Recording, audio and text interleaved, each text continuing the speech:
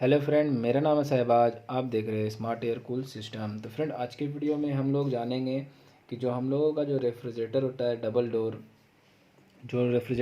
होता है वो काम कैसे करता है और उसमें कौन कौन से पार्ट लगे हुए होते हैं। और हम लोग को जो फील्ड पे प्रॉब्लम ज़्यादातर आती है कि ऊपर का तो जो फ्रीज़र कंपार्टमेंट है उसमें आइस ठीक जमता है, लेकिन रेफ्रिजरेटर कंपार्टमेंट में ठंडा नहीं होता है। तो आज जानेंगे कि एक्चुअली में वो काम कैसे करता है, क्योंकि जब तक हम लोग ये चीज़ नहीं जानेंगे कि हम लोग का जो रेफ्रिजरेटर है वो वर्क कैसे करता है, उसमें कौन कौन पार्ट लगाया जाता है, कौन कौन पार्ट क्यों लगाया जाता है, तो जब तक हम लोग जानेंगे नहीं तब तक उसका काम नहीं कर पाएंगे। क्योंकि फील्ड में आप देखे होंगे ज़्यादातर कंप्लेन आता है कि ऊपर में तो आइस जम रहा है, नीचे नहीं जम रहा है। बहुत से बहुत से टेक्नीशियन थोड़ा सा घबरा जाते हैं कि ऐसा क्यों हो रहा है। तो आज उसी के बारे में बात करने वाले हैं और आपको पूरा क्लियर कर देंगे इस वीडियो में, और आप बहुत अच्छे से इस वीडियो में सब कुछ जान जाएंगे कि कौन सा पार्ट कैसे और कहाँ यूज़ होता है। तो इसमें सबसे मेन पार्ट जो है, जो उसको सबसे ज़्यादा ज़रूरी समझना, वो है डिफ्रोस्ट टाइमर। डिफ्रोस्ट टाइमर में हर डिफ्रोस्ट टाइमर में 4 जैक होते हैं। जैसे कि यहाँ 4 पिन दिख रहा है। एक पिन ये मोटर के लिए है, एक pin, 2 pin, 3 pin, 4 pin. 4 pin है, चारों पिन पे नंबर होता है। हर टाइमर पे नंबर दिया जाता है 1 2 3 4 करके। तो आज इसके बारे में भी बात करेंगे कि इस टाइमर का कौन सा पिन का क्या काम है और ये कैसे काम करता है। तो अभी सबसे पहले आप देख सकते हैं हम 2 पॉइंट बनाए हैं, एक लाइन एक न्यूट्रल। ये दोनों हम लोग का रेफ्रिजरेटर में इन करता है, लाइन और न्यूट्रल। अब इसमें आप देखिए, सबसे पहले जो है, जो लाइन जो आता है वो थर्मोस्टेट में जाता है और डोर स्विच में जाता है। डोर स्विच हम लोग का बल्ब के लिए, जो हम लोग डोर खोलते हैं लाइट जलता है उसके लिए है। ये तो स्विच बहुत इजी है, आप भी जानेंगे। यहाँ से न्यूट्रल मिल गया, यहाँ से लाइन। जब डोर खोले तो ये टच कर गया तो लाइट जल गया, जब डोर क्लोज किया तो ये बंद, खुल गया तो बंद हो गया। तो इसको छोड़ देते हैं, ये इजी है। अब आते हैं हम लोग थर्मोस्टेट पे। थर्मोस्टेट का भी सीरीज़ पे होता है। थर्मोस्टेट हमेशा सीरीज पे लगता है। जब टेम्परेचर हो आ जाता है जितना पे हम लोग सेट करके रखते हैं, तो ये क्या करता है, लाइन को आगे जाने से रोक देता है, कट ऑफ कर देता है। तो अब हम समझते हैं, यहाँ से थर्मोस्टेट होके यहाँ पे आया, फिर ये टाइमर है जो हम लोग का डिफ्रोस्ट टाइमर होता है। डिफ्रोस्ट टाइमर का जो हम लोग का 3 नंबर जो पिन होता है, जैसे कि हम आपको यहाँ दिखाते हैं। जैसे कि इसमें आपको 3 नंबर का एक पिन दिख रहा है, जो हमेशा अक्सर मिडिल में ही होता है, बीच में होता है। तो ये जो 3 नंबर का टाइमर में जो 3 नंबर होता है, ये फेज़ है। इसमें हम लोग लाइन देते हैं। तो ये फेज़ हो गया, जैसे कि आपको यहाँ पे फेज़ दिख रहा है। 3 नंबर पे यहाँ पे लिखे फेज़, ये फेज़ हो गया। उसके बाद टाइमर पे एक मोटर होता है। अब मोटर जो होता है उसका काम है कंप्रेसर को लाइन देना, उसके बाद हीटर को लाइन देना। जैसे कि मैं आपको यहाँ बता देता हूँ। जैसे कि ये टाइमर है, तो इसमें एक मोटर लगा हुआ है, यहाँ पे आपको दिख रहा होगा एक मोटर है। ये जो मोटर है ये घूमता है, और घूमता है तो यहाँ छोटा छोटा पिनियन लगा हुआ है जो कि यहाँ पे घूमता है। और इसको इस हिसाब से सेटिंग किया गया है, ये 8 घंटा का सेटिंग है। इसमें इतना पिनियन लगाया गया है जो 8 घंटा चलने के बाद ये जो कंप्रेसर को लाइन देता है, 8 घंटे के बाद आपको हीटर को लाइन देगा। तो वो कैसे देता है मैं यहाँ बताता हूँ आपको। तो जैसे कि अभी यहाँ से लाइन आया, आपका 3 नंबर पे लाइन आ गया, 3 नंबर फेज़ हो गया। और ये एक यहाँ पे जो मोटर लगा हुआ है, इसमें के अंदर जो मोटर लगा हुआ है उसका एक वायर इसमें कनेक्ट है। तो यहाँ पे इस मोटर का एक वायर यहाँ कनेक्ट हो गया, ये जो मोटर है सो ये है। तो ये मोटर कनेक्ट हो गया।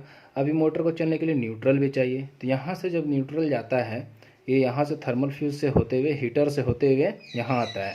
आप देखे होंगे जब भी जो हम लोग का जो हीटर होता है, कोई भी हीटर होता है, वो ज़्यादा वाट का होता है। एक साइड अगर लाइन देते हैं, दूसरा साइड चेक करेंगे तो लाइन आता है। तो यहाँ से न्यूट्रल जब देंगे तो यहाँ भी न्यूट्रल आएगा। यहाँ से आने के बाद ये न्यूट्रल यहाँ पहुँच जाता है, तो ये मोटर चलने लगता है। अब आपका सवाल आ सकता है कि सर यहाँ से जब फेज़ आया तो यहाँ से फेज़ आके यहाँ भी तो फेज़ आ रहा है, और यहाँ से न्यूट्रल तो ये भी तो चालू हो जाएगा। लेकिन ऐसा नहीं होगा। इसलिए नहीं होगा कि होता क्या है, हम लोग के जो ये सिस्टम होता है, जो ज़्यादा वाट का होता है, सपोज़ हीटर ज़्यादा वाट का है और मोटर कम वाट का है, तो जो ज़्यादा वाट का है वो बाद में स्टार्ट होता है, जो कम वाट का होता है वो पहले स्टार्ट हो जाता है। तो ये हीटर ज़्यादा वाट का है, इसीलिए यहाँ से न्यूट्रल होते हुए यहाँ पे ये मोटर में आ जाता है। तो जब ये मोटर चलने लगता है, तो ये मोटर चलता है तो ये किस में रहता है, कंप्रेसर में। तो ये फेज़ यहाँ से आके कंप्रेसर में आ गया। कंप्रेसर में जब आया तो एक चल जाता है, जो फ़ैन लगा हुआ होता है वो फ़ैन में, और न्यूट्रल इसको यहाँ से मिल जाता है। यहाँ से न्यूट्रल आता है, जो एक न्यूट्रल कंप्रेसर में रहता है, यहाँ जो फेज़ आता है तो कंप्रेसर में आ जाता है। तो होता क्या है, जब भी हम लोग फ्रिज चालू करते हैं कंप्रेसर हो जाता है चालू। कंप्रेसर चालू होता है तो हम लोग का जो फ्रिज है वो ठंडा करना स्टार्ट कर देता है।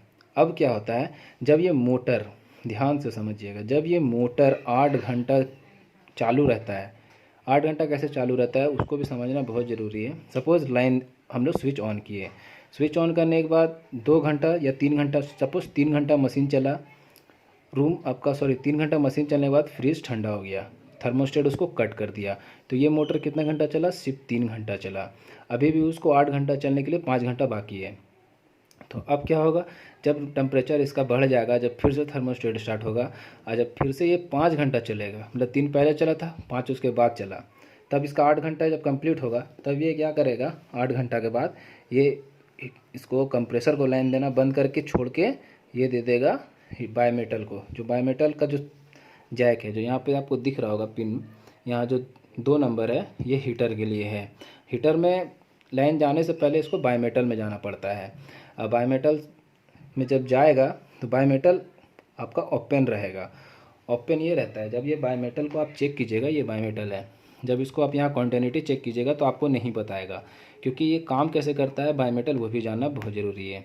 ये जो बायोमेटल है ये अभी ओपन है, मतलब ये अभी आपस में सटा हुआ नहीं है, ये ओपन है। तो जब तक ये ओपन रहेगा हीटर चालू नहीं होगा। तो ये सटता कब है, ये क्लोज मतलब आपस में सट जाता कब है, अभी तो ओपन है, ये क्लोज कब होगा, जब आपस में सटेगा कब, जब ये आपस में सटेगा तभी हीटर ऑन होगा, क्योंकि यहाँ से फेज सीधा यहाँ आएगा और यहाँ से न्यूट्रल जाएगा तभी हीटर चालू हो जाएगा। तो अभी क्या है, जब 8 घंटा होने के बाद ये बायोमेटल में आ गया। अब बायोमेटल कैसे काम करता है, बायोमेटल आपका काम करेगा जब -5 डिग्री, ये बायोमेटल है, जब इसको हम लोग -5 डिग्री कर देंगे तो ये आपस में कॉन्टिन्यूटी बताने लगेगा, मतलब ये आपस में सट जाएगा। सपोज़ ये सट गया आपस में। अब 5 डिग्री जब ये सट जाएगा, 5 डिग्री से ऊपर या 5 डिग्री तक, जब ये 5 डिग्री में आ गया तो ये आपस में सट गया। जब ये आपस में सटेगा तो यहाँ से फेज़ आया तो ये यहाँ पे भी फेज़ आ जाएगा। जब फेज़ आएगा तो यहाँ से भी इसको फेज़ ही मिलेगा, तो यहाँ से भी फेज़ था और यहाँ से भी फेज़ था।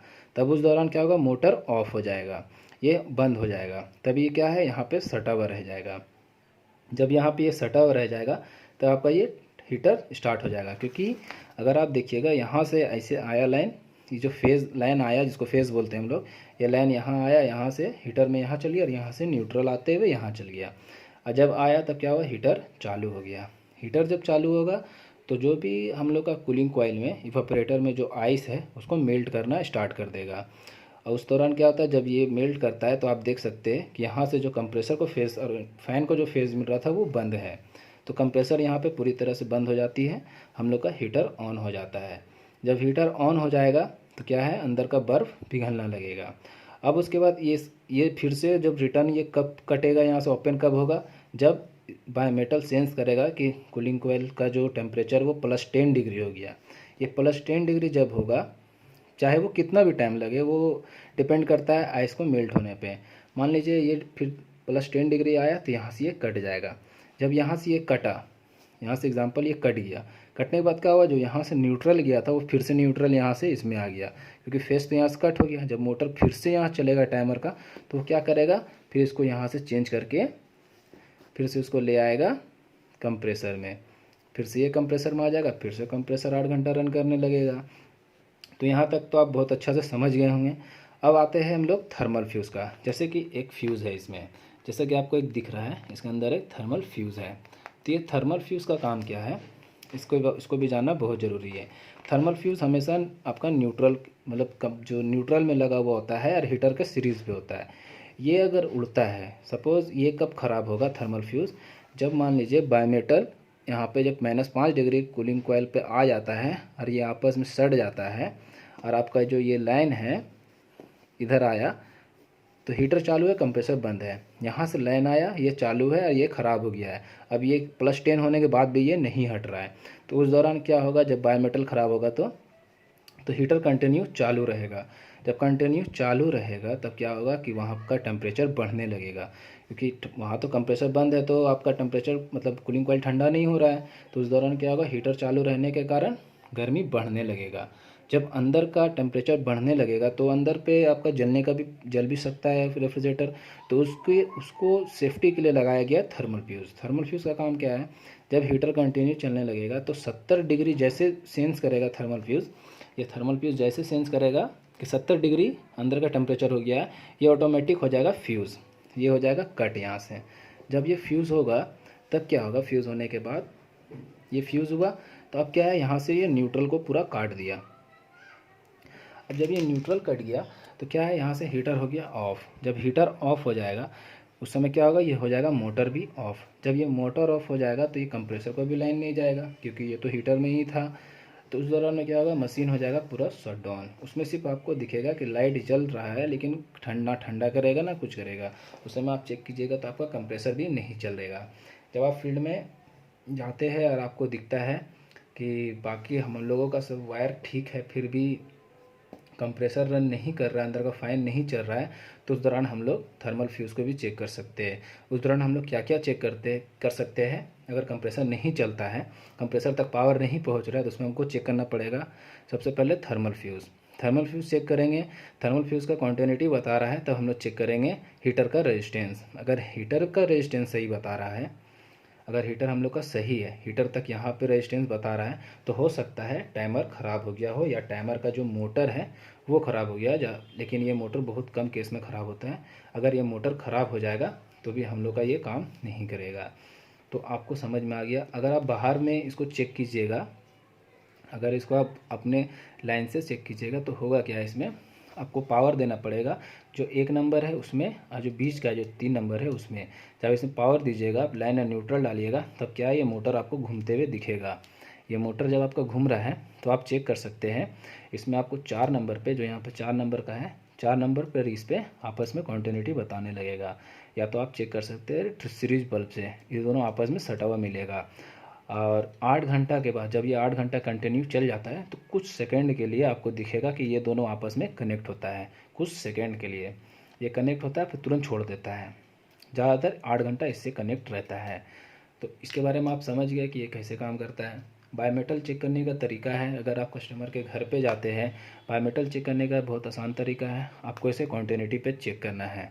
कॉन्टिन्यूटी पे चेक करते हैं, अगर मान लीजिए कॉन्टिन्यूटी ये आपस में बता रहा है, बायोमेटल अगर कॉन्टिन्यूटी आपस में बता रहा है इसका मतलब बायोमेटल ख़राब है। अगर आपको कस्टमर के घर पे ये फॉल्ट आ रहा है तो ये अगर आप इसको चेक करते हैं, बायोमेटल आपका कॉन्टिन्यूटी बता रहा है तो बायोमेटल ख़राब है। या आप जाते हैं और थर्मल फ्यूज़ का कॉन्टिन्यूटी नहीं बताता है तो ये ख़राब है। इसे चेक करने का तरीका है, इसको आपको -5 डिग्री में रखना पड़ेगा तब इसका कॉन्टिन्यूटी बताएगा। अगर -5 डिग्री में भी इसका कॉन्टिन्यूटी नहीं बता रहा है, सपोज -5 डिग्री आ गया लेकिन इसका कॉन्टिन्यूटी नहीं बता रहा है, तो भी ये ख़राब है। अब हम लोग जानते हैं कि मान लीजिए थर्मल फ्यूज़ सही है, मान लीजिए ये थर्मल फ्यूज़ सही है। अब क्या हो रहा है कि मेरा कंप्रेसर तो चल रहा है, कंप्रेसर मान लीजिए चल रहा है,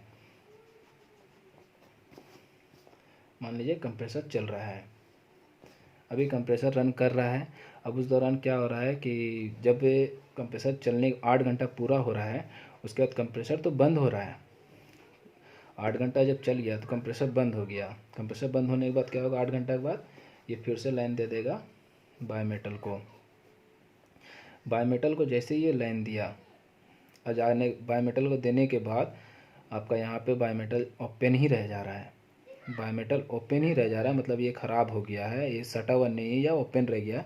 मान लीजिए ये -5 डिग्री में भी आपका मतलब काम नहीं कर रहा है तो उस दौरान क्या होगा, ये तुरंत आपको जैसे इसमें लाइन दिया तुरंत छोड़ देगा। मतलब यहाँ पे ये इसको लाइन आया लेकिन ये आपस में कनेक्ट नहीं है। इस दौरान मोटर क्या है, यहाँ से न्यूट्रल मिल रहा है, मोटर आपका रन कर जाएगा। मोटर जैसे रन करेगा फिर से ये तुरंत चेंज करके कंप्रेसर को तुरंत चालू कर देगा। जब कंप्रेसर को ये तुरंत चालू करेगा तो ऑटोमेटिक आपका आइस अंदर ज़्यादा जमने लगेगा।